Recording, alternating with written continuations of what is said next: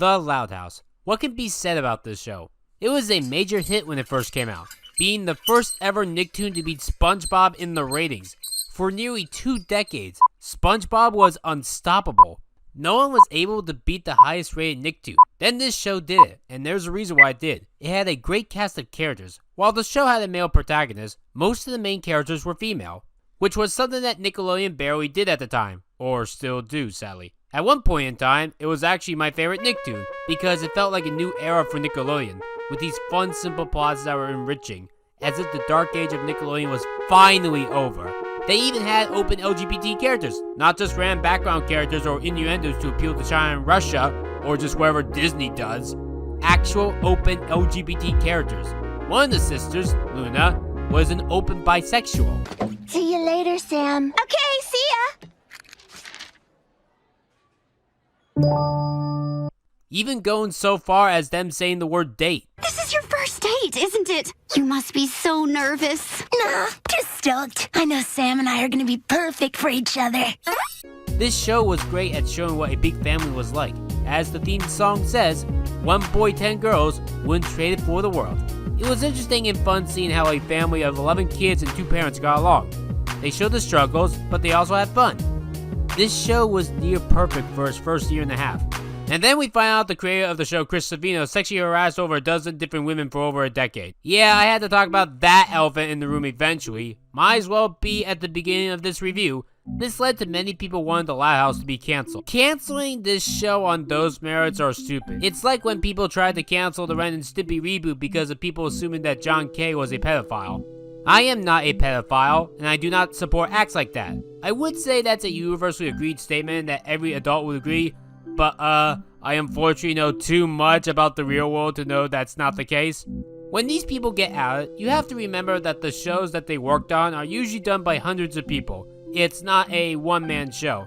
But I understand why people try to get these shows canceled. They think supporting these shows means that you're supporting those awful creators, when that is not true. If that was the case, there would be many pieces of media not with us. Also, for the Ren and Stimpy reboot, John K was gonna not have anything to do with it.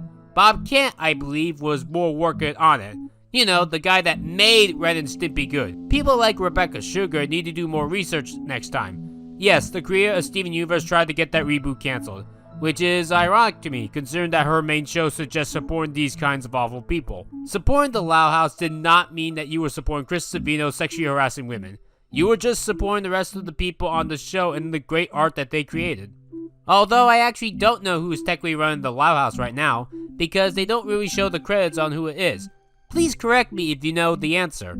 Because of Chris Savino, I had a hard time defending the show at first. Of course now I have no defenses, but let's talk about the 3 episodes that I thought were truly amazing. Sure, the Loud House had more than just 3 amazing episodes. I still think the Butterfly Effect is an amazing episode to this day, but then I remember that that Dream episode is more realistic than any modern Loud House episode, which is not a good sign. Although, each episode that I do want to defend now, I can't because of some unfortunate implications. The first was Under Pressure. That episode was the first episode that I finally enjoyed Lola. Her evilness and rudeness was put to the test, and it finally looked like she was gonna move on from that bratty self of hers and not just be another DW. And that was really nice to move on from. But I scrapped that review because of me realizing that a child wants to spend most of their episode in his underwear. I don't have to tell you why that's creepy and wrong, right? Not helping is that Lincoln wants to be in his underwear in front of a bunch of girls. Like, if he was alone, I could maybe buy that, but I can't.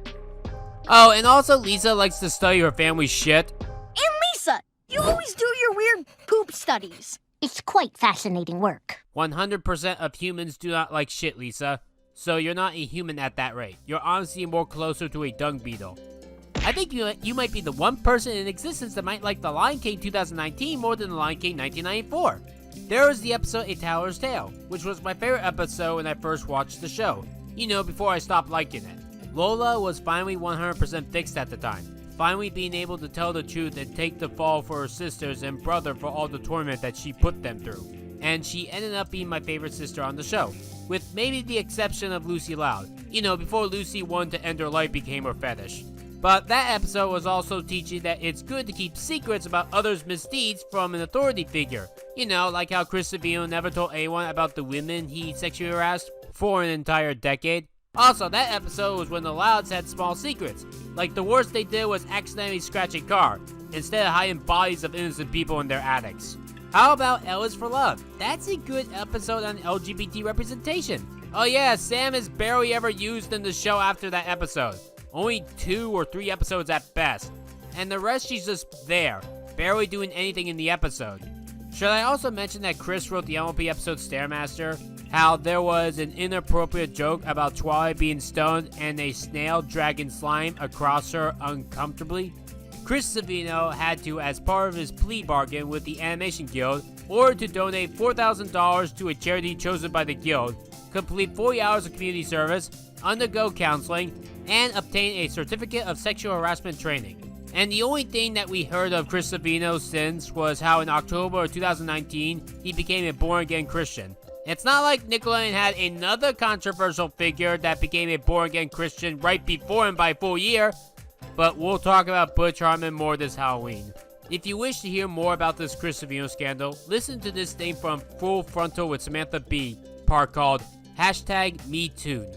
Some people like to state that when a person becomes controversial, it means that their works could now have unfortunate implications, and the Loud House is no exception. Hey, Linky, I brought you something. A short stack from your favorite short stack. You should never make a big decision on an empty stomach. A short stack is a nickname given to a sexy, short, fat woman. This statement is being said by Lola, a 6-year-old, on a show for kids. To be fair, Lola was holding a bunch of pancakes. It doesn't matter. Because of Chris Savino's controversy, that's what the general public is gonna see with that scene now. Generally, when these public controversies happen, I try my best to avoid talking about them. Because not only do they usually make me uncomfortable, but I'm not the best at dealing with these subjects. It's why I didn't talk about the Dan Schneider controversy with Jeanette McCurdy from last month. Because it's too depressing and I wouldn't know how to word myself properly. It's a Google search away to learn about that disaster. Same thing on why I haven't watched Luck yet, because of John Lasseter. And I never talked about Chris Chan for a similar reason, or Cosmodor, or Vic Mignogna, or those Amphibia artists, and I can go on with examples that make me uncomfortable. I need to bring this up because, while I am glad that Chris Savino got fired and deserves to stay fired, I feel like at the same time he is the reason why the Loud House remained red hot in ratings, and was once upon a time a good show. But then again, these problems disappeared after Chris Savino left, right? Wear lucky underwear? Check. Nope, they're still there. This is from today's episode that I'm reviewing on Ryanimation Reviews. 5 seconds. 5 seconds into the episode was the first time that I had to quit. I never quit watching a piece of animation 5 seconds in before. I had to watch this episode 3 separate days just to get through it when this first came out, because it was that bad. And that image is why I quit right away, because that came in 5 seconds in. Do you hear that? I hear Majora's Mask for some reason. Before we really start diving into the Loud House, let me be the first to say, what the fuck happened to this show? This show has gone significantly downhill. Season 5 and 6 are so beyond repair. They just might be the worst seasons of any show that I have ever seen. In fact, the whole show itself just gets worse and worse every time I see it. I don't even know where to start. The best way to sum up the show's problems as a whole is that the characters act like assholes for 10 minutes straight. Then do 1 minute of, I'm sorry. And then the last 10 seconds have them acting like assholes again. That's the most basic description that I can give. Many of the episodes teach terrible morals. They teach that it's good to cheat. Lola is Luann's puppet, and the episode has no self-awareness that this is cheating. Same with its sister episode when Lenny cheats on her driving test. Once again, no self-awareness.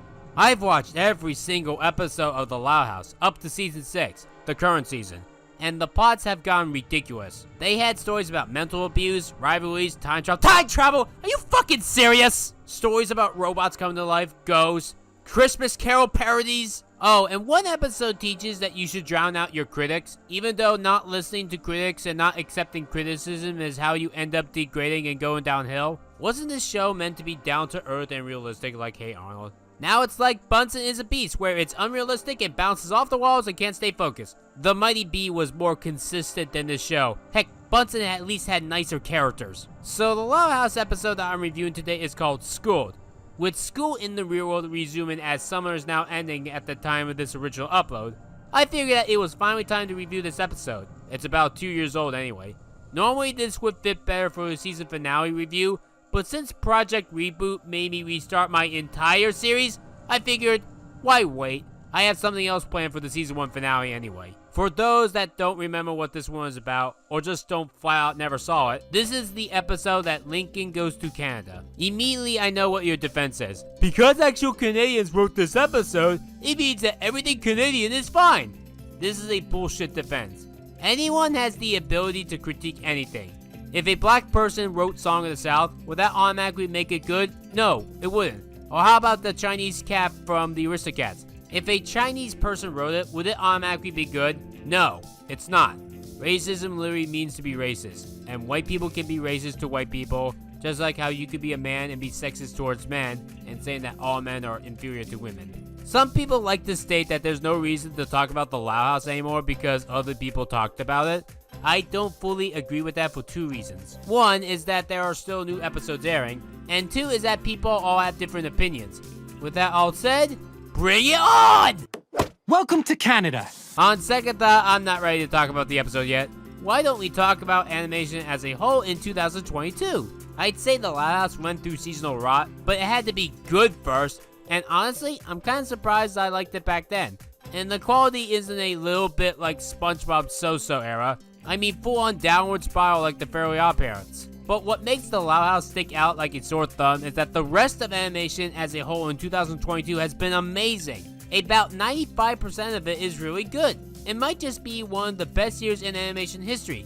Heck, it might be my favorite year in animation ever.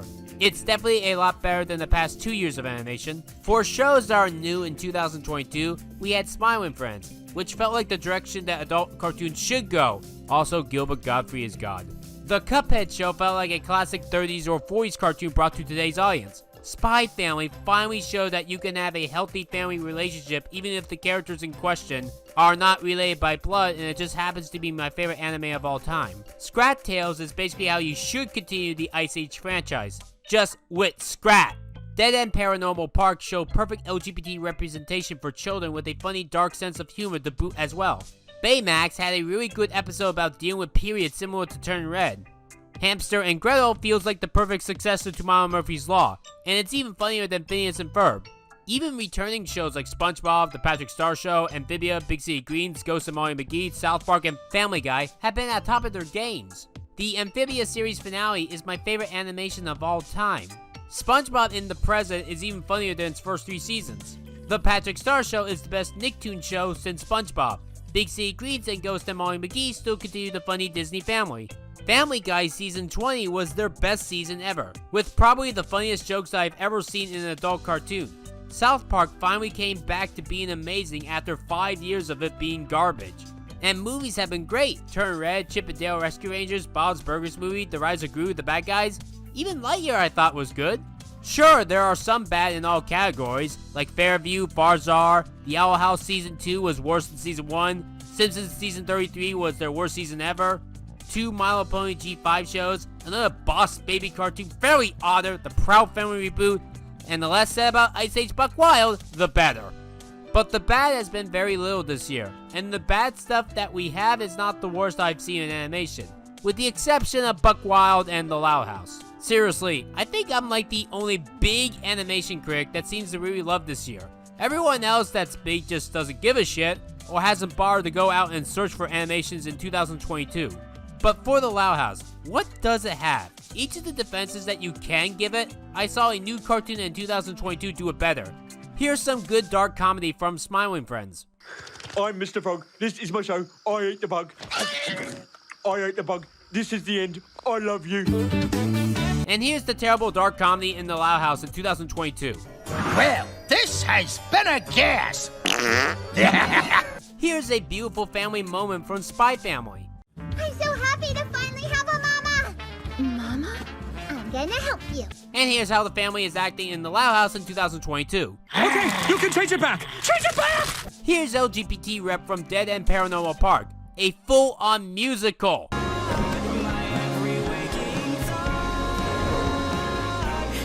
And here's the LGBT rep in the Loud House in 2022.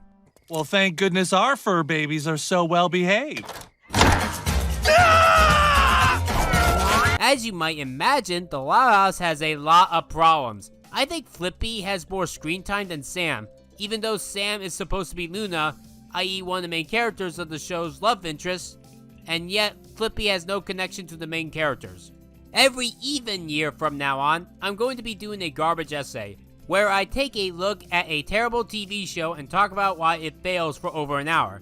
And every odd year, I will talk about a good show for over an hour positively. Since it's 2022, that means that it's an even year. Why am I not doing an essay on the Loud House this year? Is that your sister? It's me, actually. You are a girl? I'm transgender. Because High Galleon Spice volunteered to go first. The Loud House I'll do in 2024, and this video here won't be the last time that I talk about the Loud House before that video. Just so that the essay doesn't end up being over 10 hours long, I figured that it's best to do some Loud House reviews to help get some of my points across early and not have to wait for the essay to talk about it there, and that way the essay will only need to be 2 hours long in total. You ever realize that each of the Louds are embarrassed by each other? What are you guys doing here? Mom and Dad dropped all of us off so they could run errands. Go! If the Louds don't even care about each other, why should we, the audience, care? It's sad that I'm going back to negative reviews again. Throughout all of August, I did nothing but positive videos. I reviewed things that were just fun. 5 funny videos in a row. Unfortunately, to stay relevant in this world, you do also have to talk about the bad. As much fun I would love talking about Smiling Friends, Spy Family, and Paranormal Park before I enjoy the present, I first need to fix my past. And immediately after this Ryanimation review, I'm re-reviewing DC Superhero Girls #Frenemies. Yes, we're going there again. So we'll talk about school first here. Oddly enough, I'm gonna start talking positively about this episode. So this episode has the Louds all aged up by 1 year. This is for the season 5 premiere. On one hand, that's admirable. One problem with shows that go on for too long is that they keep the characters the same age, making them go in seasonal rot, and it always feels like the best way to fix any of those shows would be to age up the characters. Shows like The Fairly OddParents and The Simpsons had this problem the most. Family Guy at least made changes to Stewie as a whole in the future, and Meg actually did become an adult later on in the show, and SpongeBob at least had most of his characters ageless. The Loud House aging up its characters seems to be the best general direction of the show. We've all seen what their life has been like for 4 years now. About half a decade. It's starting to get old. Lori starts college and leads the titular Loud House. Lenny is now the oldest sibling in school and at the house. Lincoln starts middle school now and Louie starts preschool. I want to make myself clear. These are all good plot promises, and I can see these all working well. I know, that sounds stupid, but let me explain. Characters growing up is a really important life lesson. We all grow up, and we all die. It's nice to see characters develop. Like, when we watch any show that stars kids, we all think to ourselves what they're gonna eventually be like as adults. At least I had these thoughts when I was a child. The Fairly OddParents, before its seasonal rot, gave a pretty good idea with Channel Chasers. On the other hand, they don't really do anything with aging up the characters. Fairly OddParents did more with Poof than this show does with Lily. Lily, speaking of which, is the only character that has a different design now. Everyone else is the same. They don't even look taller. They're using the exact same models as before. Oh, and Lily also had that same problem that the Proud Family reboot had, where now that the baby isn't just a baby but a toddler, we can have them do whatever the plot demands now. It's the Lisa Loud problem all over again. What was the point of aging them up a year if you aren't gonna do anything different with them? I aged the characters up! It means nothing in the end. Spike getting wings and Friendship is Magic had more of an impact to that show than this show does with the Louds aging up a year. I know that the first episode I should not expect everything to change, but I at least would like something, especially since many of the scenarios that they have here could have easily still worked if they were the same age. Lincoln could have easily had a terrible 5th grade teacher. Him getting it in 6th grade doesn't make a difference. Schooled is also the first big special of the show. The Loud House has had plenty of 22-minute specials, but this was the first 44-minute one. meaning that it's a TV movie. And I'm getting a Land Square Pants and Truth or Square vibes here. Who am I kidding? Even they are better than Schooled. Nice way to premiere season 5, by the way. While this episode is supposed to take place after the movie, because of production issues behind the scenes, Netflix complications and the pandemic turned this movie from a theatrical release to streaming, this episode ended up coming first. I honestly prefer the Loud House movie over this. How do I want to tackle this episode? The problem is that it's not organized! It doesn't even feel like one 44-minute episode. It feels more like 4 11-minute episodes mashed together. But even that is too generous for this episode, because this episode has 6 different plots, and none of them are organized, or even the same length. Sage! Where the fuck is my editor? Sage! Yes? Do a pie chart or something to organize the plots. I want to organize it better than the actual episode. I'll just let the pie chart determine the order. We'll do Lincoln Loud's plot last since that's the actual main plot, but we'll do the 5 subplots in pie chart order. You got it.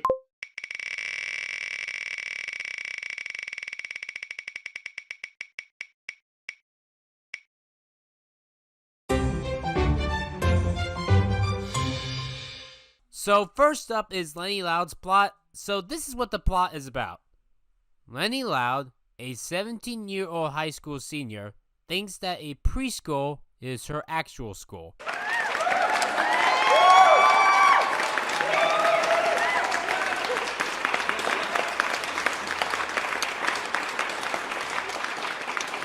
Oh, this is so beautiful. I remember the fond memories of it now. This joke is amazing. This is something that I will talk about with my friends forever. It'd be up there with classics like Bang Geeks. And when my friends say, remember how funny it was when Lenny Loud, a 17-year-old high school student, went to preschool and thought that was her actual school? And then I'll be like, no fucking shit, a 17-year-old going to preschool thinking that her actual school is unhealthy! This joke is not funny. I need to explain this now because a lot of people don't get this. Characters being stupid in themselves is not funny. It takes a genius to be stupid. Patrick Star, for example. His stupidity works because it usually affects him and not the other characters. And he's able to be funny with it. If he annoys me, he annoys the characters in said show far more than the real life audience. Lenny annoys real people way more. It's just so unfunny and bad. So the first problem with Lenny's plot is the fact that the bus driver lets an unidentified stranger onto the bus. Do I have to explain why this is dangerous? Especially with a bus full of preschoolers. I would explain it fully, but I can't due to YouTube advertiser-friendly standards. Wait a minute, I just realized something. Lenny implies that she's been going to preschool for a full week. So that means that this bus driver has been taking her there and to home for a full week. I wouldn't blame you for not noticing that, consider how disorganized this entire episode is. Is a seat taken? Oh, that reminds me, this show is gross. The grossest Nicktoon. Ren and Stimpy and even Sanjay and Craig get stereotyped as being this gross. This show has literal shit, snot, farts, odors, and let's just say fetishes shown on the screen. Kid Danger wasn't even this gross. Even if Sanjay and Craig were grosser, I at least was more prepared for it, and that show is at least more about the gross out. The gross out in the Loud House can come in at the most random times. Also, Sanjay and Craig had nicer characters, which is why that show is better than the Garbage House. That booger scene you saw isn't even close to how gross this show gets. South Park did gross out better with PP streaming service, because that at least made fun of celebrities in the process. Reese Witherspoon is in our urine. Go pee with PP Plus. The Loud House is gross. There are literally episodes where we see the characters in trash cans, with trash in them. And unlike SpongeBob, it's not meant to be shocking. Lana implies that she loves going into the trash, while SpongeBob was grossed out and only trying to find his name tag. Once again, Lisa with her shit studies, and don't even get me started with how she wears gross socks while never getting them clean. Oh, does this work? No, nothing about this show works! And what does this animal do? Quack, quack, quack, quack. Do you ever hear a real life story so ridiculous that it makes you say, how is this possible? Well, that's why I asked here, even if it's fiction. This is just wrong. Oh, and gosh, this must be shop class. You actually shop. I'm so getting an A. I would complain about this statement, but then I remember that my actual job is me working in a warehouse going around with a shopping cart collecting medicine. So, good job, Loud House. You got something right. That new volunteer is delightful. She really relates to the children on their level. Okay, that only raises more questions. So this teacher here is assuming that Lenny is the volunteer student, without ever talking to her. It's not like this couldn't have worked. You could have Lenny having a bad week at high school because of Lori leaving, and Lori was the one that guided Lenny in high school, so Lenny is on her own now, and that could create a lot of her own new stresses. You have Lincoln go through a hard week of middle school, so I don't know why you couldn't have Lenny do the same, but with high school. I guess the episode is saying that there is supposed to be a volunteer, but we never see the volunteer in question once. It could have been a great rivalry for Lenny. Hell, Lenny could have heard about taking care of preschoolers in her own high school, and think that acting like a preschooler, she could have thought that it was all about. But no, let's have Lenny think that actual preschoolers are her classmates, and have her do the same thing as them instead of helping them out. I repeat, Lenny is 17! Timmy Turner's dad is smarter than this. Dad, what's with the helmet? I don't really need it. It's just a fashion choice. No, I'm not joking. And I'm not taking that statement back. Even in Certifiable Super Sitter, he is still smarter than Lenny. Patrick Star is smarter than Lenny, even at his worst. If Patrick's dumbest episode is Pet Sir Pat, then this is Lenny's dumbest. But Patrick is still Einstein compared to Lenny. Is this episode Lenny at her worst? Sadly, no. This is definitely Lenny at her dumbest, but her worst as an asshole and my least favorite with her is, don't you forget about me.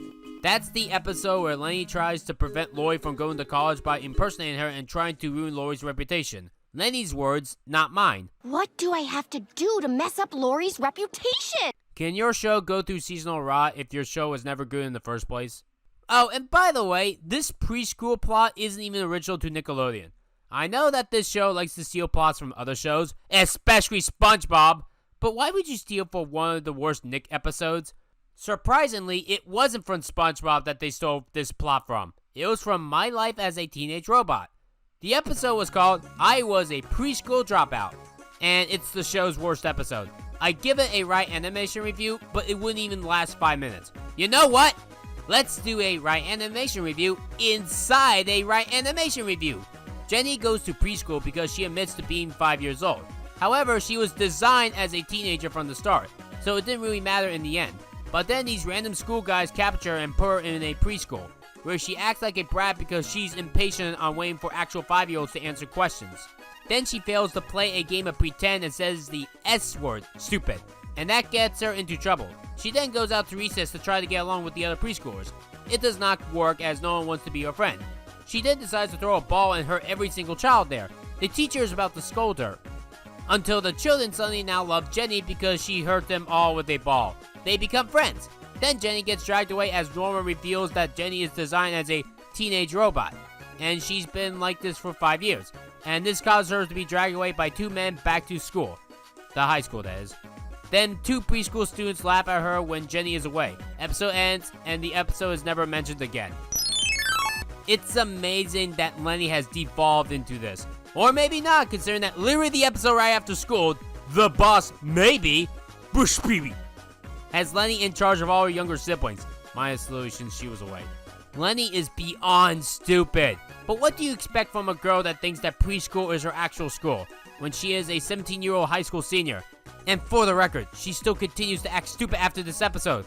Literally in the next episode, she cuts a dollar bill in half thinking that is what splitting money is like.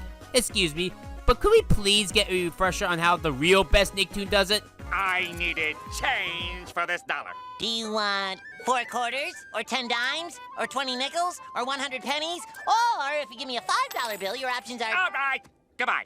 And now let's look at how the dumpster fire of the Loud House does the joke. Okay, guys, you're gonna split the money, and that's final. That's not how money works! Just a reminder that the parents thought that Lenny was mature enough to be in charge of the house, literally 1 episode after Lenny thought that preschool was where she was meant to be. That's unhealthy.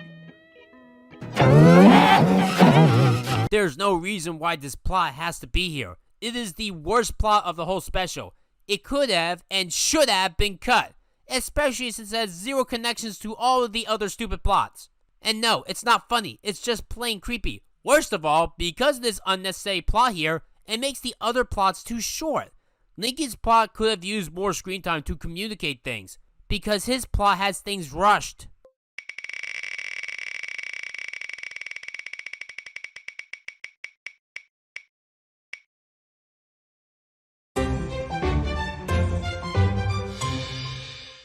Lori Loud is also 100% pointless. While it does have a slightly bit more of a connection to the main plot than Lenny's plot, you could still cut this plot and nothing would be lost.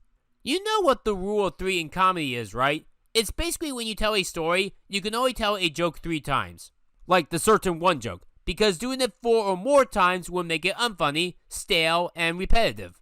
Lori's plot tells the same joke 5 times. She starts on the quiet floor, then the driving range floor, next is the caddy floor, followed by the sand trap floor, and then finally the water hazard floor. Did you notice that I didn't bother going in depth? That's because it's the same joke 5 times! It's the rule of 3, not the rule of 5! But if you really want me to talk about Lori's plot even more for completion, they're just nothing but stereotypes. I don't even have to state that no golf dorm / college acts like this, right? That should be obvious. Hi, I'm Maddie, your personal caddy. Now let me see her. Yeah, that's a much better angle. Now, I'd go with this teddy bear. What is wrong with the caddy one, Lori? Sure, she threw away Lori's teddy bear, but she gave her a bigger and better one. And if it's for personal reasons, then she only did one thing wrong. I would love to have my own caddy to take care of me. Lori acted selfish here. I can't believe she thought that the one with the alligator was better than the caddy. Also, alligators don't reach Michigan.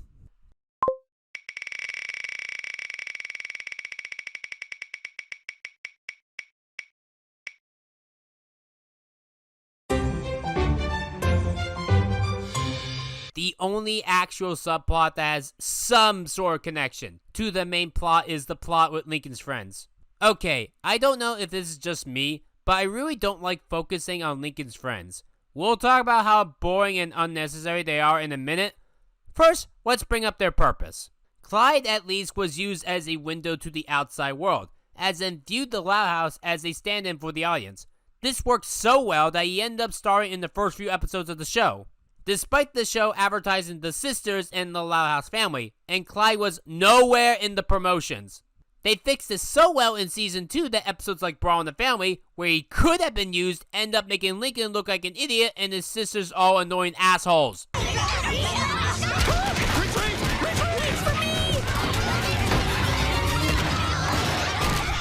And it looks like season 5 went back to that season 1 problem, as many episodes star Lincoln and his friends, and not so much his sisters in the titular Loud House. Lincoln's friends are beyond bland. Liam is your country bumpkin who is always on the farm speaking farm slang. He even does that in this episode. Nothing like farm fresh butter to trap the heat. Zach is the nerd of the group because of his glasses. Rusty is a creep. If you need any assistance, let me know. I could pretend to be your dad or an attorney. Since I look like I'm 30 now, you know. Moving on! And lastly, there's Stella. She is the girl. The most stereotypical girl that I have ever seen in a cartoon. That's all that she is. The girl. She's not even like a love interest. I mean, I guess you don't have to be that cliche, but there's literally nothing else. Oh wait, I forgot. Her first episode was Be Stella My Heart, where Lincoln's friends thought that she was in love with one of them. She's not allowed to express herself. She often just blends in with the background. She doesn't even feel like she belongs in this group. Like the Fam Scam episode.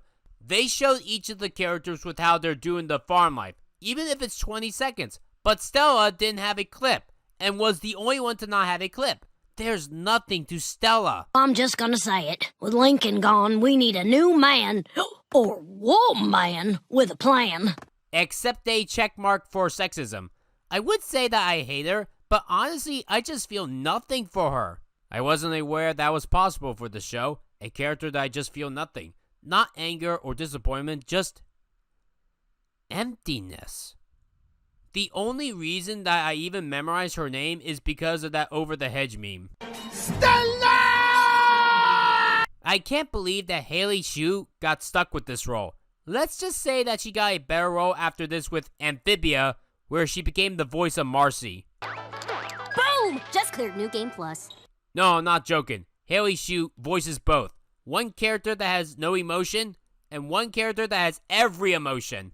Marcy is one of the most fun characters in animation, while Stella is one of the most nothing characters in animation. Then again, I don't know why I get surprised by these actor facts anymore, especially since the voice of Hamster on Hamster and Gretel is the same voice as Launchpad McQuack. Uh-oh, a classic! Who's a good boy, Gambit? Whatever. If anyone needs me, I'll be in my wheel. Wait, you can talk? Speaking of Amphibia actresses, Brenda Song, the voice of Anne, is married to Macaulay Culkin in real life. Yes, that kid from Home Alone. Without Lincoln, the formation's off. Oh, I get what the whole point of this plot is. Lincoln's quote-unquote friends are basically going to continue to say that they miss Lincoln because they can't use them to take advantage of him. Also, I really loved dodgeball in school. No, I wasn't good at throwing, but I was excellent at dodging. I won a lot of my games in school. Maybe Lincoln should get away from these guys and stick to Canada. Then again, right before this special was the movie, where Lincoln gave up an entire kingdom in Scotland just to go back to live with his family in Michigan. Who wants my grilled cheese? God, the Devil, and Bob also took place in Michigan. That's a much better show that takes place in Michigan. Knowing you, Rusty, I don't want anything from you because I don't wish to know where your hands have been. Never trade my cupcakes. Unless Lincoln brings his mac and cheese bites. After Lincoln tried to sabotage your career, Clyde, why you want anything to do with him? Never mind just food-wise. Oh yeah, that was an episode. Lincoln tried to ruin Clyde's life so that Clyde couldn't live his dream of being a professional chef in France for Lincoln's own selfish needs. No, without Lincoln, the trade formula is off too.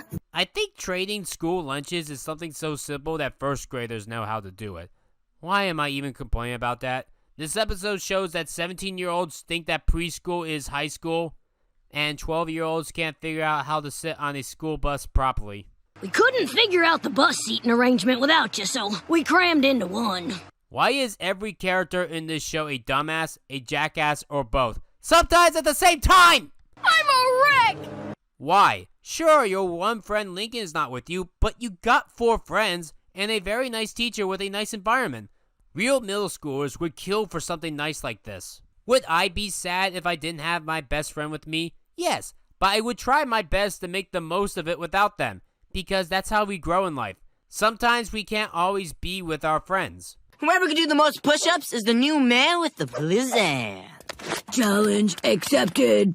Here they go again. What's cringe comedy minus comedy? Oh yeah, cringe. Lincoln, we're all in home ec together. Oh.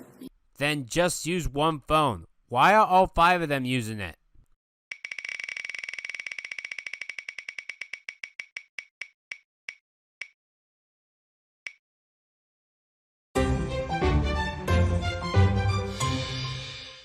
This is the plot where I notice the abundantly noticeable plot holes.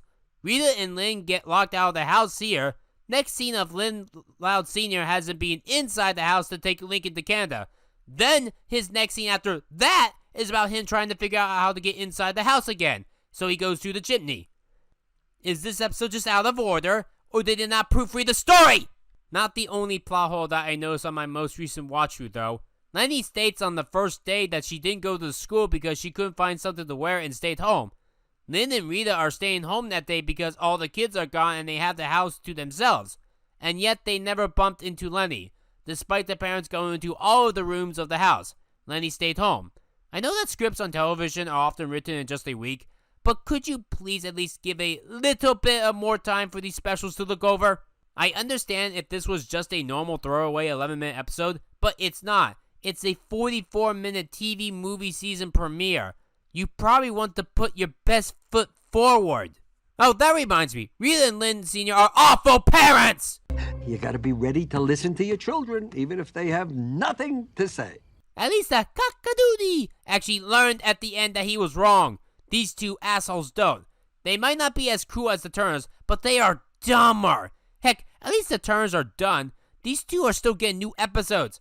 I heard that season 7 they're gonna age up the Louds again by 1 more year. You know, we have really got this parenting thing down to a science. We're experts.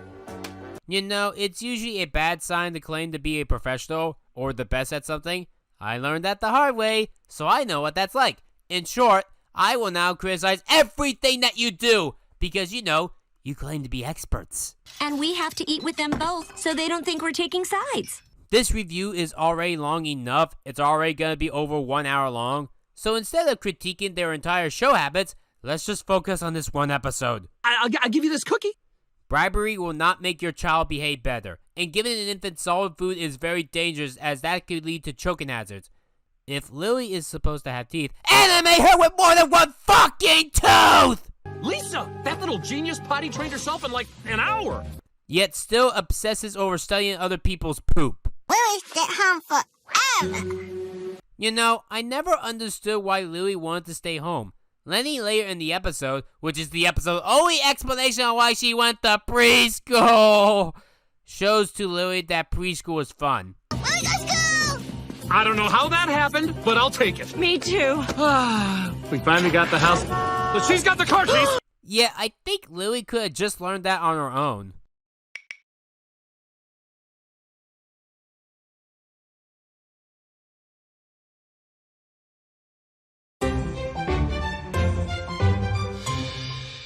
So, the last of the Louds is Lynn Loud Jr.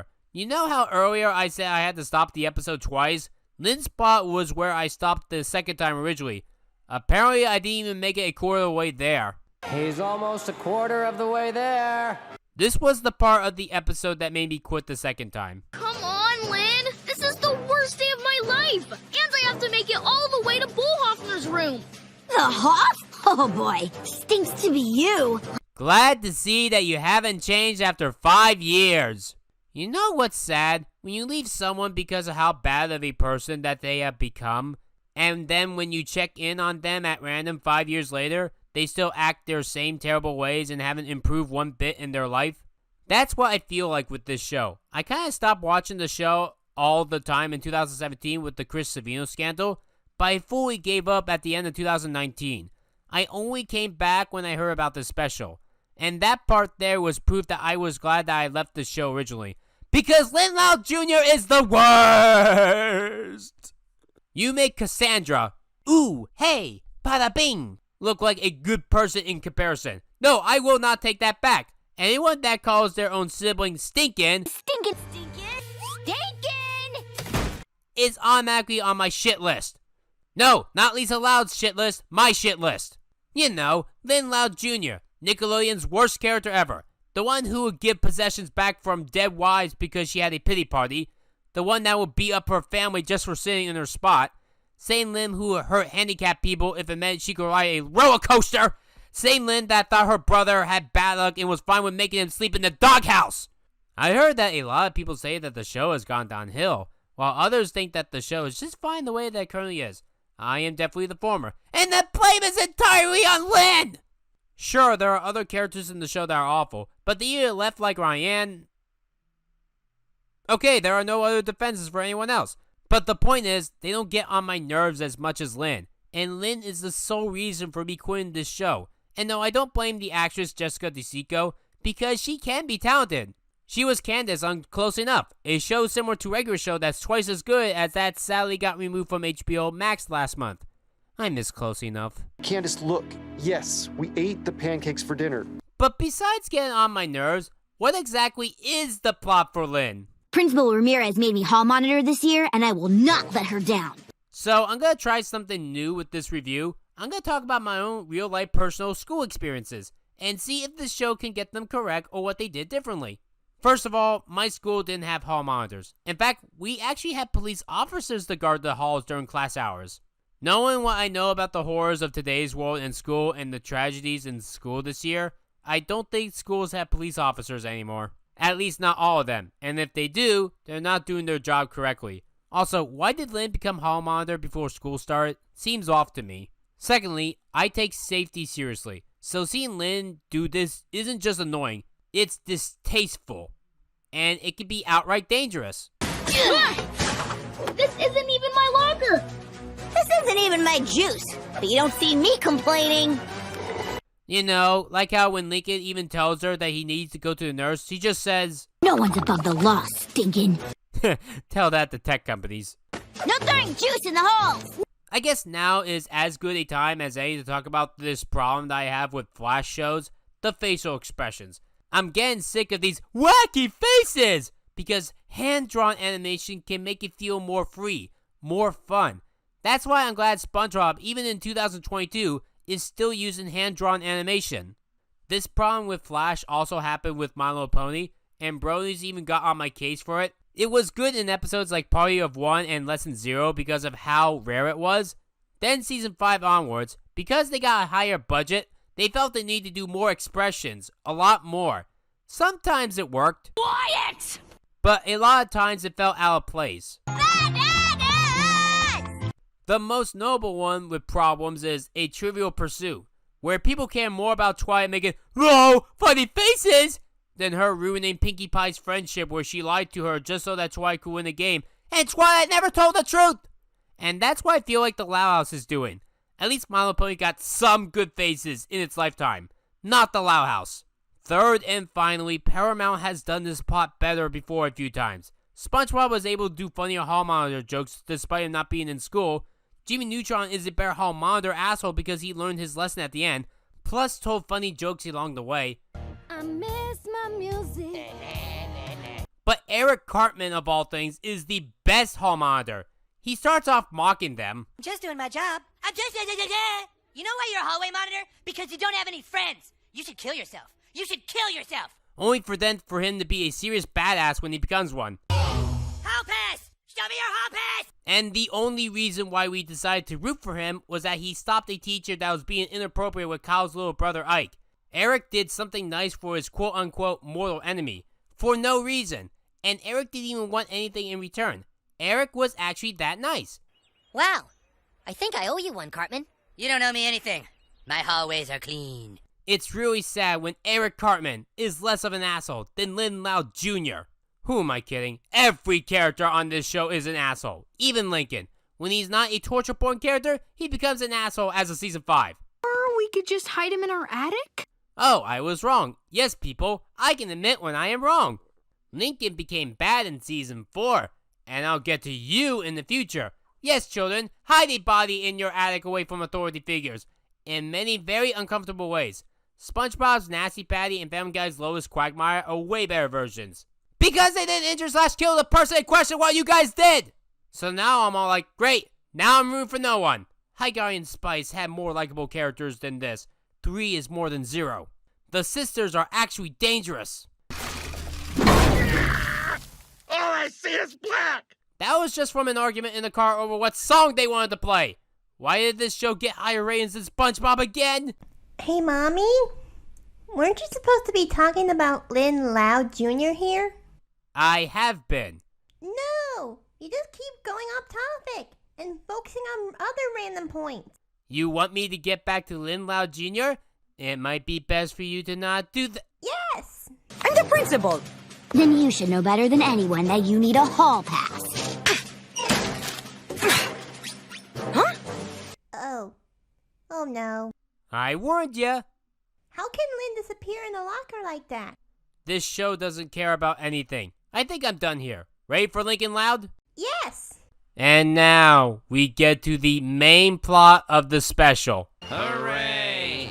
So the actual plot of the episode starts with Lincoln trying to get to the bathroom, with 3 of the sisters fighting each other to get in. You'd think a house of 13 would have more than just one bathroom. Like, I currently live in a house of 3, with 2 bathrooms. And if we have to take turns using the bathroom, I do not want to know what a house of 13 is like. Oh yeah, the parents tried to add a second one, but knew that their children would ruin it. Knowing this show, I don't blame them. So nothing can go wrong. Ah! If I make it out of here alive. This was another line that people got on my case for. I still don't get the defense for it. This show has a lot of dark, sadistic, soulless shit. I call it humor, but I think that laughing at a funeral would honestly feel more appropriate. Speaking of funeral jokes, I need this to cheer myself up. And they say that I win! With a show like this, I actually do think that the sisters would kill Lincoln! If they had an episode the season prior to this with an innocent man that the sisters injured of their own accord strapped to the roof of the van, then anything goes. Wait, how did they not get arrested in that one? It's awful and illegal. Your dad worked all morning on a special family meal, and we are going to enjoy it together. Can you spare a minute? 59 and 60. Where's the heart? Aren't families supposed to get along or something like that?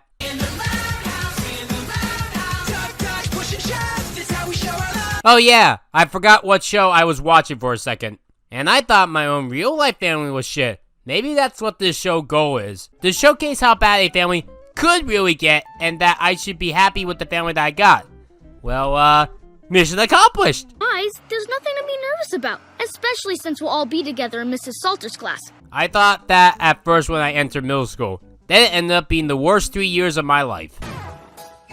This is it, middle school, and we'll make this day look easy. Oh, I forgot to mention, this episode is a musical, kind of. It's got 2 songs, and they're both shit. I miss pizza day already. But don't middle schools serve pizza? At least mine did. Not all the time, and it wasn't that great. Then again, I didn't like pizza in middle school, so I'm not one to judge. Hey guys, I'm Mrs. Salter. Nope, my school didn't have fruit bars or arcade machines. Say you turned in the form! Say it! I did! See? There's a check mark! That's not a check! That's a flippy stain! Wouldn't it be funnier if Lincoln was like, I turned this form in here! And then Clyde would have been all like, you mean that paper that you're holding now that you were supposed to give to the principal over a week ago?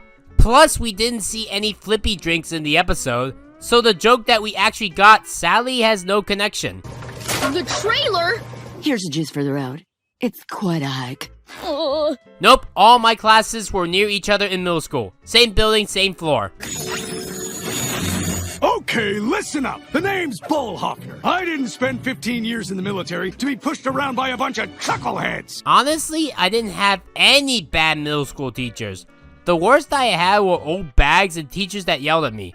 But that's because the class misbehaved, not me.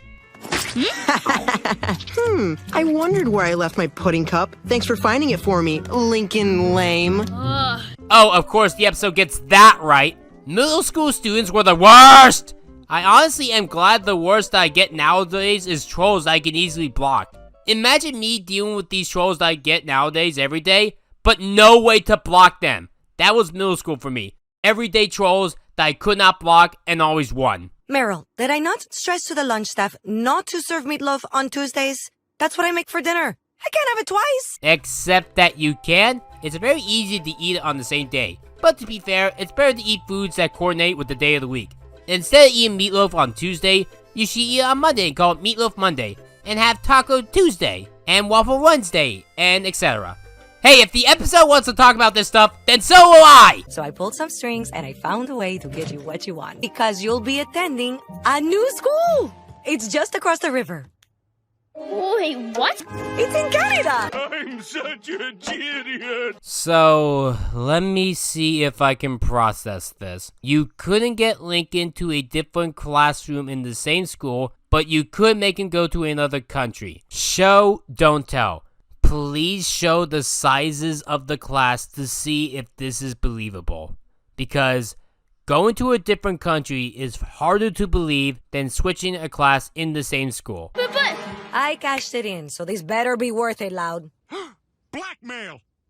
Thank you, Cleveland. Wait, what am I thinking? Lincoln's parents wouldn't allow Lincoln to depart like this. They'd probably be angry and stop the school for doing this, and... Rise and shine, Link! It's 4 a.m. You don't want to be late for your first day at your new school. Oh, wait, I forgot. The quote-unquote experts are fine with this. I can't. It's too early. Yes, you can. Duh. Die. Good luck, kiddo. Wait, your passport and your breakfast. Even if I tried to pretend for a second that this wasn't in 2020 when Canada closed down their American border, it's not that easy getting into Canada. What? I hate Quebec. I hate it. I hate it. I hate it. I hate it. You're gonna want to put those on. Thanks, but I'm all set. Oh! Don't worry, you're gonna love it here. You know what's funny? Not the actual joke on screen, But the fact that in February of 2010, when the Winter Olympics happened in Vancouver, Canada, they didn't have any snow. Yet all 50 of the United States did at the time. Yes, even something like Florida. So no, Canada, you don't always have snow. Not even in the middle of winter. And now we get to the worst song I have ever heard. I would tell you about this music ranking that I once did called the Top 25 Worst Songs in Animation. It was #1 worst there. It would still be #1 worst. But that list was before I knew how to do better critiquing skills. So let's see how much better I can do now. Welcome to Canada. It's a treat this time of year. Well, this is bad, but I'm gonna need backup. Hey, Maddie, help me out here. Where are you going? Fuck this shit, I'm out. Great, I'm on my own then. The Chinook winds are very, very extraordinary. Obvious first problem. It uses autotune. Don't use autotune, ever. It's an admittance that you think that the person in question can't sing. Either tell the singer to try again, or get a different person. Because this autotuning option needs to stop! It's an automatic fail if you do it because most people that do this don't have the skill. The hottest day is 10 below. Canada reached 49 degrees Celsius or 120 degrees Fahrenheit just last year. Your snot will freeze, don't blow your nose and Can you please not have gross out in your songs? Heck, can you please not have gross out in general? 20 feet of snow, 30 feet of snow, 40 feet, 50 feet, oh no, oh no, oh no! Can you bring that snow to the west, please? They're in a drought right now. The Beavers and the Lumberjacks both look the same to everyone. That's racist. A baseball team, but no one really knows. Bruh. It's C-A-N-D-A-A-A-A-A. Yeah! I think we all owe King of the Hill an apology. Remember when we thought that was the worst ever treatment to Canadians from Uh-Oh Canada? I'll invite the Canadians. Yeah, I miss when that used to be the worst. Well, Lincoln, I think you'll be very happy here in Mapleton. But then they find out that Canada is being closed down! Seriously, the design for the principal looks like the nostalgia critic if he was drawn in this show. I'd pay someone for that, but no money is worth fan art for the show. Then again, fan artists could do a better job than this. Or they could, like, serve it in the cafeteria, eh?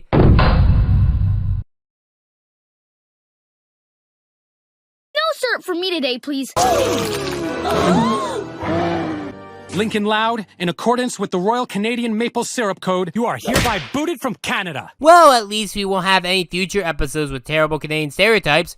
I checked, there are none. Is there any way you could turn down the temp in here? Down the temp? Yeah, I don't care. No one's ever asked. If kids dealt with the heat in real life like that, they would have asked that first! You mean to tell me that none of them ever asked the simplest of questions? You're in middle school now. You should at least have the basic knowledge of elementary school communication. Then again, even the adults my age kind of suck at communication, so maybe there's a silver lining. And then the episode ends saying that Lincoln is gonna get used to this. Why no one ever asked to turn the temperature down is because this show, despite starring children, has people that don't know how to write children.